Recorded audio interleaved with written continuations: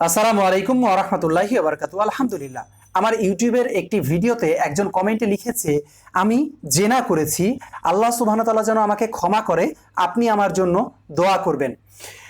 আমার আজকের কথা বলার বিষয়, আমরা নিজেরা যে গোপনে গুনাহ করি বা প্রকাশ্যে গুনাহ করি, এইটার জন্য আমরা কি মানুষের কাছে দোয়া চাবো যে আমাকে আল্লাহ যেন ক্ষমা করে, আমি এই গুনাহটা করেছি, আপনি দোয়া করবেন? নাকি এই জন্য আল্লাহ সুবহানাহু ওয়া তাআলার কাছে আমরা গোপনে ক্ষমা চাবো এবং গোপনে তওবা করব যে আল্লাহ যেন আমাদের এই গুনাহটা গোপন রাখে এবং আল্লাহ যেন আমাদের এই গুনাহটা ক্ষমা করে? আমাদের সমাজে অনেক মানুষ আপনি দেখবেন, ইউটিউবে বা ফেসবুকে বা বাস্তবেও আপনি দেখবেন যে মানুষ মানুষের কাছে বলে আমি এই দোষটা করেছি, আমি এই গুনাহটা করেছি।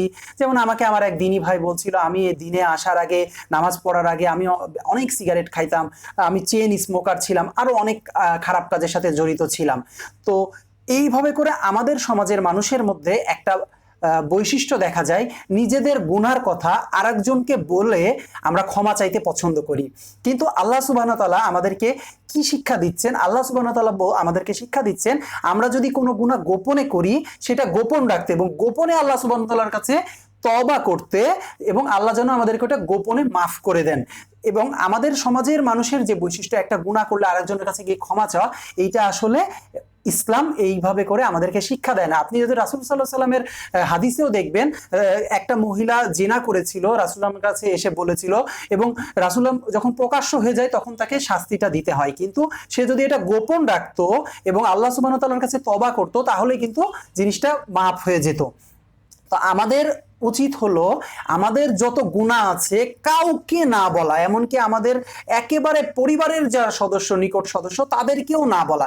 একমাত্র আল্লাহ সুবহানাহু ওয়া তাআলা আমাদের গোপন গুনাহগুলো জানে, এটা আল্লাহ সুবহানাহু ওয়া তাআলার কাছে আমরা তওবা করব, আল্লাহ সুবহানাহু ওয়া তাআলা আমাদেরকে ক্ষমা করে দিবেন ইনশাআল্লাহ। আমি আমার রিকোয়েস্ট আজকে, আমাদের এই সমাজে আমি দেখি প্রচুর মানুষ তাদের গুনার কথা বলে, আমি আগে খারাপ ছিলাম, আগে আমি দিনে আসিনি, এখন আমি দিনে এসেছি, আগে আমি অনেক খারাপ কাজের সাথে জড়িত ছিলাম, জেনা করেছি, ব্যভিচার করেছি, সুদ খেয়েছি। এগুলা আর বলবেন না।